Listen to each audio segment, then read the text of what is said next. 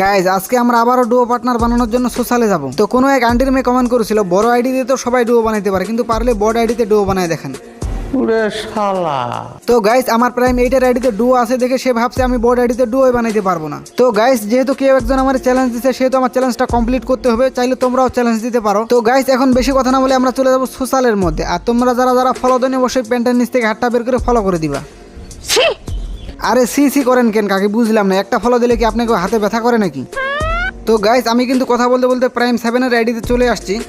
তো এই প্রাইম 7 এর আইডিতে এখন আমি ডুও পার্টনার বানানোর ট্রাই করব। সত্যি কথা বলতে ভাই প্রাইম 8 এর আইডি ছাড়া প্রাইম 7 এর আইডিতে কোনো মেয়ে সেভও ফালায় না। তো যাই হোক গাইস, কষ্ট পায় কোনো লাভ নাই, এমন কোনো কাজ নাই যে যেটা আমি করতে পারবো না। মোটামুটি শরীরে একটা ভাব আইছে না। আর ডুও বানানো, এইসব ডুও বানানো তো আমার কাছে তুরির ব্যাপার। চলো আমি তোমাদের সোশ্যালে যে একটা ডুও বানা দেখাচ্ছি প্রাইম 7 এর আইডি দিয়ে।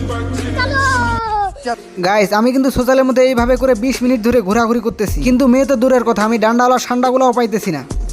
আমার লাভ লস নেই, আমার লাইফটাই লস। গাইস যখন আমরা ইনভাইট দেওয়ার জন্য ইনভাইট লিস্টটা চেক করি ভাই, ইনভাইট লিস্টেও কোনো মেয়ে নেই, তখন মনের দুঃখে কষ্টে আবারও সোশ্যালটা স্টার্ট দিয়ে দিলাম। তো গাইস আমরা কিন্তু আবারও চলে আসছি সোশ্যালের মধ্যে। এবারে কিন্তু আমরা একটা লাল টুকটুকে রাশিয়ান ডুও পটায় ছাড়বো। प्यारी समझ गई। গাইস এখন আমি আমার ইনভাইট লিস্টটা চেক করবো, দেখি আমার ইনভাইট লিস্টে কোনো মেয়ে আছে না। এই তো পাইছি একটা নুসরাত, এটার একটু প্রোফাইলটা চেক দিয়ে দেখি, কিন্তু বায়োতে এটা কি লিখে রাখছে ভাই, আমার গল্পে আমি সেরা। তো যাই হোক আমাদের ওইগুলা দেখলে হবে না, আমাদেরকে তাকে খুঁজে বের করে ইনভাইট করতে হবে। আমি কিন্তু সোশ্যালে এইভাবে অনেকক্ষণ ঘোরাফেরা করার পর সামনে দেখি কয়েকটা নীল পরি দাঁড়ায় আছে। তো দাঁড়া থাকলে তো হবে না, এগুলার প্রোফাইলগুলোতে ক্লিক করে চেক দিতে হবে, কারণ সবগুলা তো ডান্ডাওয়ালা সান্ডাও হইতে পারে। গাইস তারপর আমি কিন্তু সবাই প্রোফাইলগুলো চেক দিতেছিলাম আস্তে আস্তে, আর চেক দিতে দিতে কিন্তু ভাই একটা মেয়ে পেয়ে যাই। তো গাইস এখন আমাদেরকে তাড়াতাড়ি করে মেয়েটাকে গ্রুপে আনতে হবে যেভাবেই হোক। আমি কিন্তু তাকে গ্রুপে আসার জন্য ইনভাইট করে দিচ্ছি, এখন তার ইনভাইটটা ধরার পালা। ইনভাইটটা ধরতেছে না, তার কাছে যায় দু একটা ইমোট টিমোট দেই।